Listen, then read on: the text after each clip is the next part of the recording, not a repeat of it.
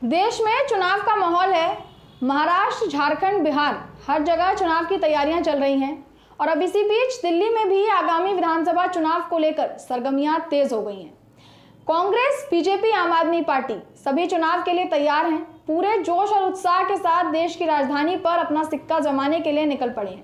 आए दिन कोई ना कोई जनसभाएं कर रहे हैं। तरह तरह के लोक लुभावने वादे कर जनता का मन जीतने की कोशिश कर रहे हैं।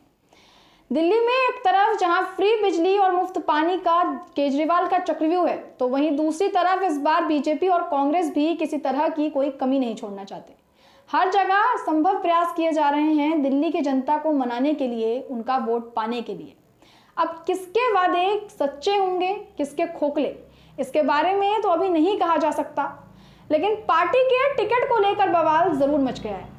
पार्टी का हर कार्यकर्ता चाहता है कि उसे टिकट मिले और उस पर भरोसा जताया जाए। कोई पूर्व पार्षद या विधायक अपनी टिकट खोना नहीं चाहता, पर यह पार्टी के लिए और पार्टी संयोजक के लिए मुश्किल की घड़ी होती है कि किस पर भरोसा जताया जाए और किस पर नहीं। क्या पूर्व पार्षद या विधायक पर फिर विश्वास किया जाए या नहीं? क्या किसी नए चेहरे को मौका देना सही होगा या नहीं? और अब इसी बीच दिल्ली के पूर्व मुख्यमंत्री और आम आदमी पार्टी के संयोजक अरविंद केजरीवाल का एक बहुत बड़ा बयान सामने आया है। आइए बताते हैं उन्होंने क्या कुछ कहा। सीट बंटवारे को लेकर अरविंद केजरीवाल कहते हैं, उन्होंने कहा, परिवारवाद को किसी भी तरह से बढ़ावा नहीं मिलेगा। बहुत सोच समझ कर इस बार टिकट दिए जाएंगे। टिकट उसे ही मिलेगा जो जनता के लिए काम करेगा, पूरी निष्ठा और लगन के साथ जनता की सेवा करेगा। उन्होंने ये भी कहा कि हम इस बार बहुत सोच समझ कर टिकट देंगे। मेरा कोई रिश्तेदार नहीं, भाई भतीजा नहीं, मैं परिवारवाद नहीं करता हूँ। आपकी वफादारी किसी विधायक या पार्षद के लिए नहीं, बल्कि आपको केजरीवाल के लिए काम करना है। उन्होंने कहा कि इस पूरे चुनाव का एक तरह से एक मंडल प्रभारी होगा। अगले कुछ दिनों में आपको ट्रेनिंग दी जाएगी, अपने क्षेत्र के अंदर काम करने की ट्रेनिंग दी जाएगी, आपसे कई किस्म के काम लिए जाएंगे।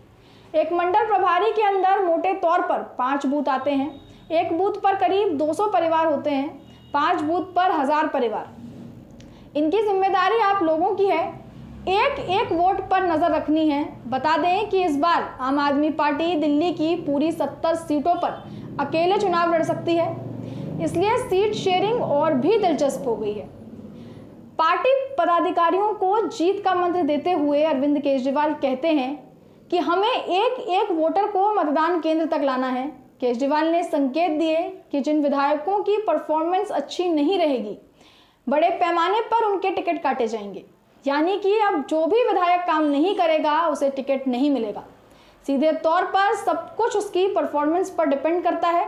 सूत्रों की माने तो दिल्ली के ऐसे कई विधायक हैं जो चुनाव के समय तो बड़े बड़े वादे करके चले गए और फिर एक बार भी मुड़कर नहीं देखा।